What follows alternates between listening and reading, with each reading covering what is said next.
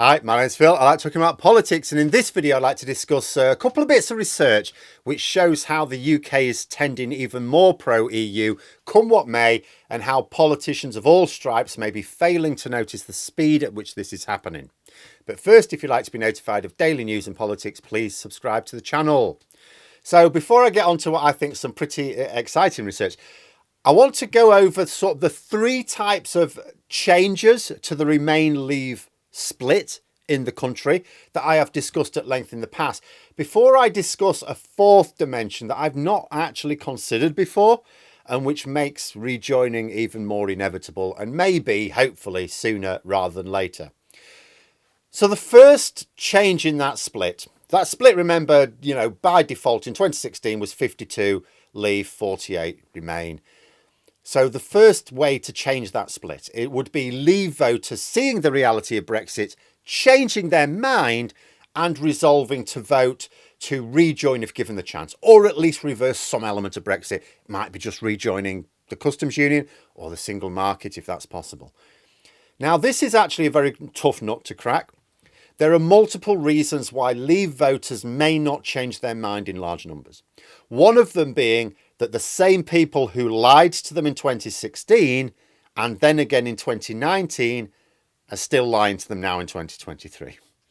It's all very well saying, well, how can you see the impacts of Brexit and still support it? Many are not seeing the impacts of Brexit. They can feel them, but they don't know it's Brexit. Like they believe the lies that this is COVID or the war in Ukraine or actually trade figures are up. No, they're not. They're down. Or even that the problems that have only emerged since we left the EU are somehow the fault of the Labour government from 2 decades ago. You get articles in the Telegraph now, actually this thing that only happened a couple of years ago, yeah, that was a ticking time bomb left by Labour.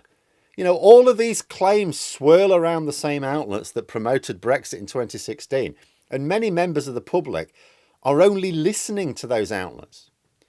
The other thing is ego. Lots of relationships broke down as a result of Brexit divisions. People couldn't just leave it alone if they disagreed. And it's a tough thing to admit that you've got it wrong, especially if you damaged relations with friends and family because you were conned. Not many people have the strength of character to do that. And it doesn't help that those divisions still exist. Like there's a lot of ridicule, sometimes vitriol, amongst Remainers for Leavers. Now, I would like to think it's mostly aimed at those who promoted Brexit, those who knew it was a con, rather than those who voted for it. But can a Leave voter be confident that they'd be welcomed by the rejoin crowd if they came out, so to speak? Another reason can be the thought of having to rejoin without our old opt-outs, or even the political strife it will cause. Some people want the government to focus on our problems and not be distracted by Brexit again, little understanding that our problems really are Brexit. So although we must keep appealing to this group of people, it is very hard work for little reward. We have to do it because of the 4 demographic shifts I'm going to talk about. It's the only one we can actually impact. But it's not going to be an efficient process. It means talking to a lot of people who are still not going to believe you at the end of it. The second type of demographic change stems from the fact that about 70% of the elderly voted Leave and about 70% of the young voters voted Remain. Well, many more of those elderly Leave voters have died since 2016, way more than younger Remain voters. So the grim march of time is naturally tilting what was a fairly even split more heavily in favour of being in the EU. It has already done so significantly. But of course, we can't just sit back and wait for the Grim Reaper to deal with our problems. Apart from anything else, that would also mean not letting elderly Remain voters see us correct our mistake. The third would be changes to the electorate. Now, if you change the electorate, you change the Overton window, which is like the group of policies you can adopt without losing elections.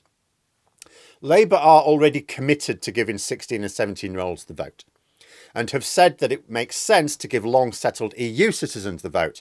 After all, plenty of foreign nationals can vote in UK general elections. In fact, the government have recently added 2 more countries to the list of people who, if they're in the UK, can vote in a general election.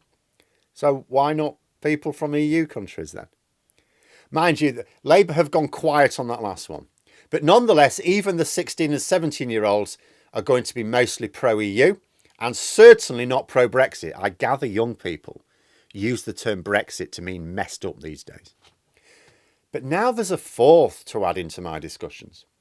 Professor Robert Ford of the University of Manchester, which is where all the cool kids go, has produced a report this week, which I'd not really considered before, and it is quite exciting.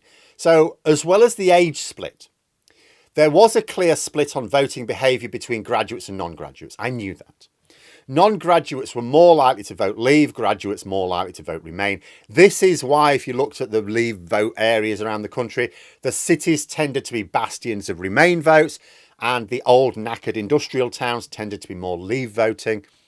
Now, although I knew that the rate at which people go to university had gone up, I hadn't really appreciated just how much. As the research notes, in the last 20 years, the proportion of young people going to university has gone from a fifth to over a third. And this is continuing to rise now. In fact, last year, I had a quick look at the rate. Last year, it was 37.5%. So that's nearly double what it was 20 years ago. More to the point, the report's authors think there's nothing that's really going to stop this trend. It means that another Remain voting demographic is increasing its representation amongst the general population. This adds really interesting context to the polls we've been seeing on Brexit since 2019. The latest couple from YouGov show that only 12% of the population think that the government are handling Brexit well. Well, I mean, if you got chimps to randomly fill in a poll like this, the government would do better than that. So that's grim reading for Brexiteers. And the second poll out this week shows that 57% of people would support joining the single market at least, even acknowledging that it means free movement of people. And that is the only real argument the Brexiteers have against the single market. Oh, you'd have to accept freedom of movement.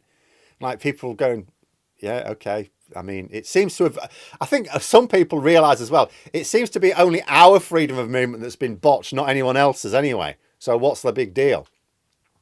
And that 57% support is not just a clear majority. Like, even if all the don't know swung behind, oh no, we're against this. That's, 57% just does it on its own. But actually, it's over double those who actually are against it, which is 22%. Now, I will add in my usual cautionary note here. When linking polls like this with politics, you go, oh, well, the majority agree with it, so shouldn't Labour get behind it?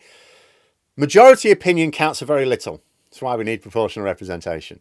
What matters is what target voters think, because some people's vote is worth more than others. Like mine's worthless. There are some people around the country whose vote is very important. And polls like this do not reflect that. However, there were some interesting details. Of the Leave voters who are now getting ready to vote for Labour, 53% would support joining the single market to 31% against. These are Leave voters, remember. An outright majority of the Leave voters that are important to Labour would support rejoining. Not the Conservatives. You can understand the Conservatives would take much longer to get on board with this. But for Labour, it's like, well, they're already there. And then another interesting aspect to the poll. Even amongst Leave voters, 64% of them would support at least better trading relationships with the EU. To only 30% who want the relationship to either stay as it is or actually get worse. That's Leave voters. Incredible shift. But finally, I also want to point something else out.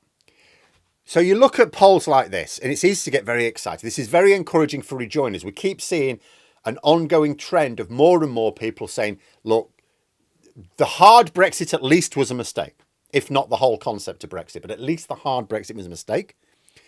But you have to notice, whenever you look at these polls, and that includes this one from YouGov this week, they're always broken down into Leave voter or Remain voter. Well, what about those who didn't vote in 2016 or couldn't vote in 2016 because they weren't old enough now? This was a long time ago. There are millions of voters who are not either Leave or Remain voters, but could well be involved in a future vote. What accounting is there of these people? And this is often the problem. Polls tend to be misleading in a couple of ways where Brexit is concerned. First, just like this one in YouGov, they have excluded anyone who didn't vote either Remain or Leave. But they're still eligible, and perhaps even willing to vote on Brexit in the future. Second, they tend to assume that the Leave Remain split in the general population of those who did vote is still 52 to 48. But it's not, because as I said, way more Leave voters have died than Remain voters.